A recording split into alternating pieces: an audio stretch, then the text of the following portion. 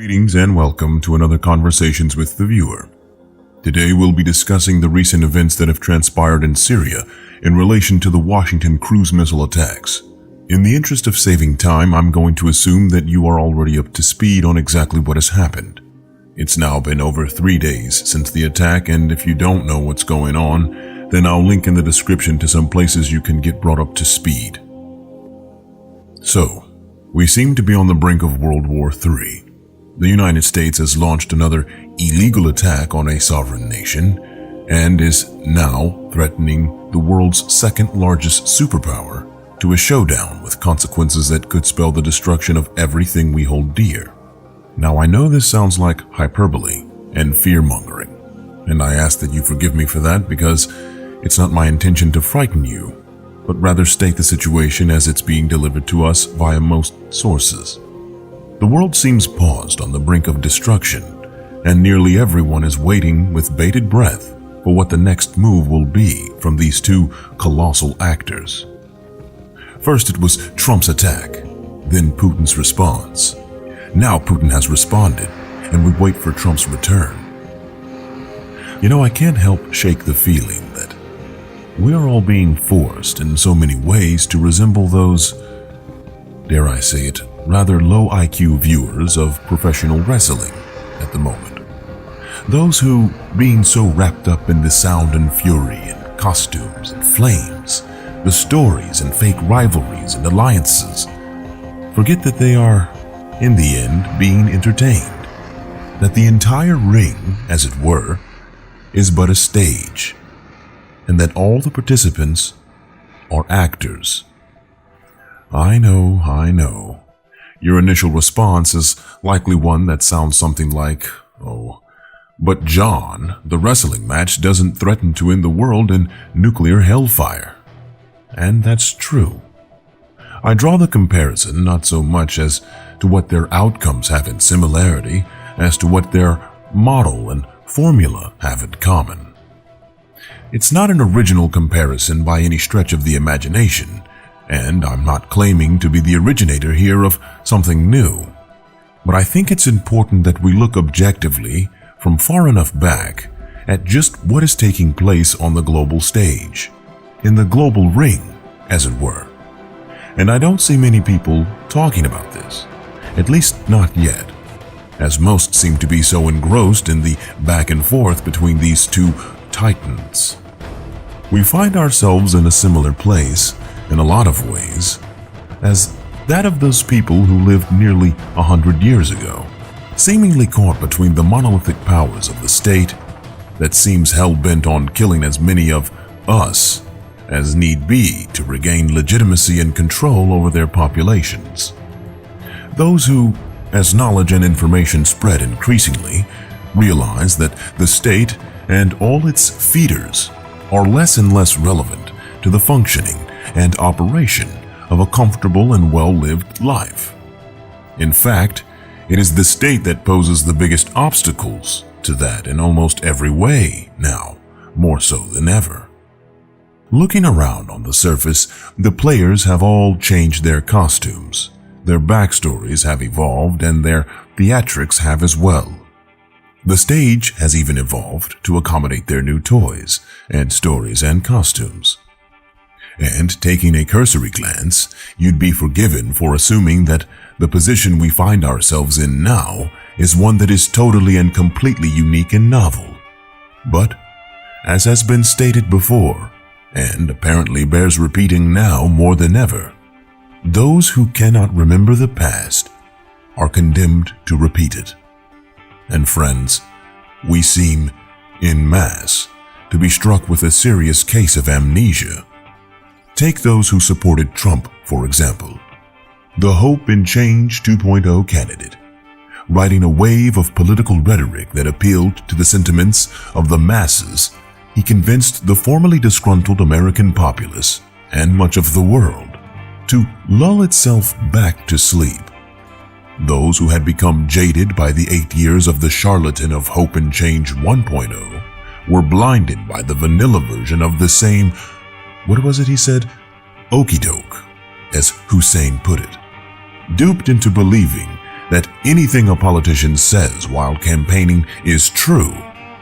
Then there are those who, riding this wave of populist rhetoric, sought to gain wealth and popularity by selling their wares and hawking their goods and feeding the people what they wanted to hear instead of telling them what they needed to hear, instead of reminding them of our not-so-distant past and shaking off the shackles of amnesia being laced around their necks.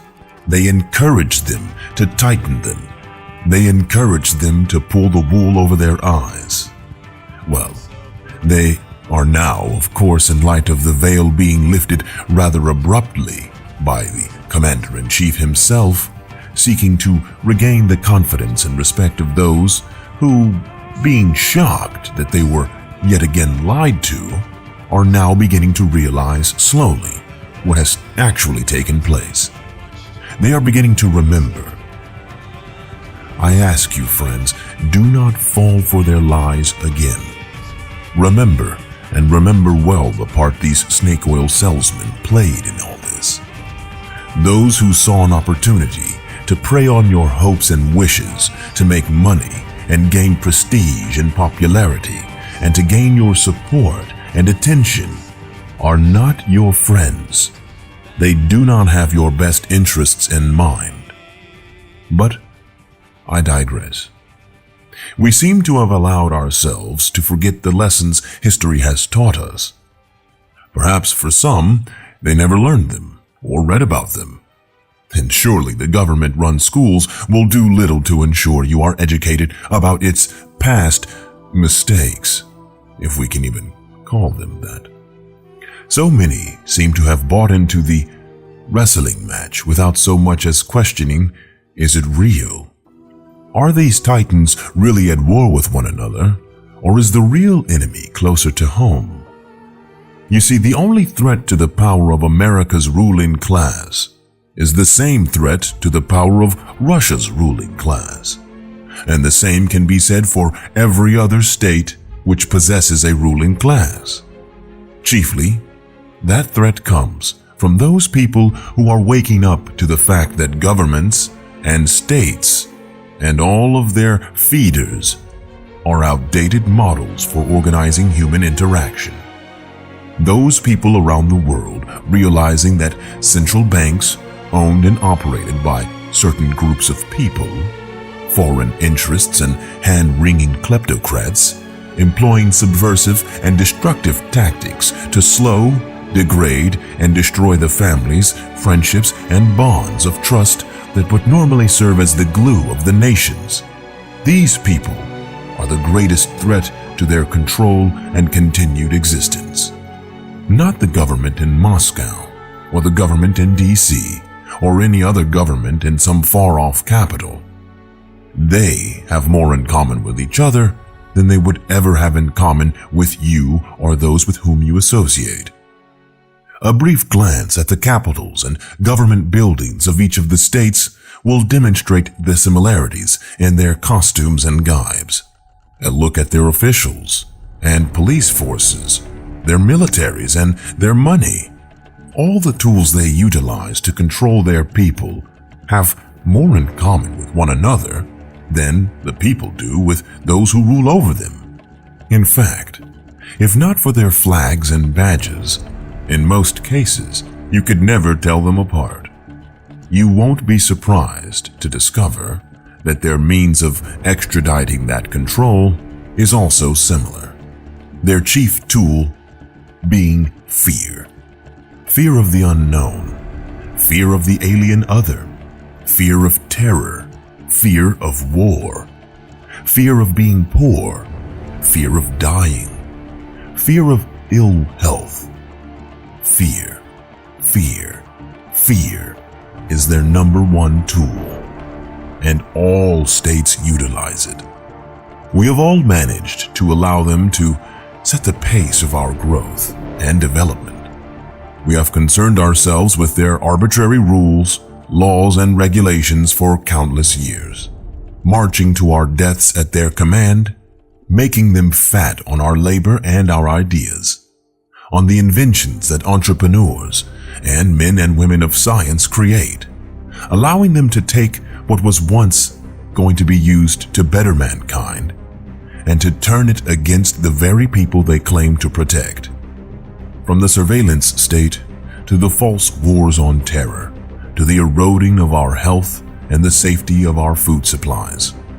Every technology the state gets its hands on or puts its money and power behind eventually lead to a net negative for the people whose back the state stands erect upon. I think it's time we showed the state that we remember, that we see the lessons of our past, and that we will not allow them to rush headlong into another staged knockout that will see our mothers, fathers, brothers and sisters, family and friends hurting or dying, fighting and crying, all so they can continue to rule at our detriment. If it's one thing we can all agree on, whether you be a Democrat or a Republican, an alt-righter, a libertarian, an anarchist, what have you, none of us seek to gain from the potential coup de grace of this wrestling match. Out the other side will not be greater freedom and liberty, and all things good for humanity. Out the other side will come only more of the same, if we allow history to repeat, that is. Thanks for having a look and a listen, my friends, and until next time, take care and have no fear. Fear is the mind killer.